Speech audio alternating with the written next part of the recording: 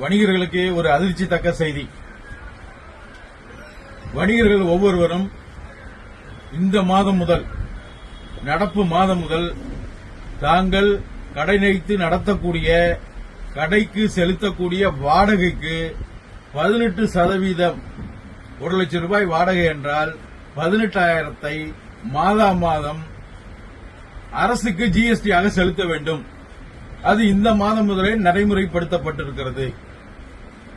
இது இதுவரை பெரும்பாலான வியாபாரிகளுக்கு தெரியவில்லை.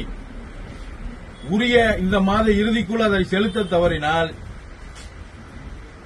அபராதங்கள் விதிக்கப்படும். அதைப் போலவே கடை உரிமையாளர் பெயரில் அந்த இடத்துக்கான கிரைய டாக்குமெண்ட் இல்லாவிட்டால் அவருடைய பெற்றோர் பெயரிலோ அல்லது அவருடைய மனைவி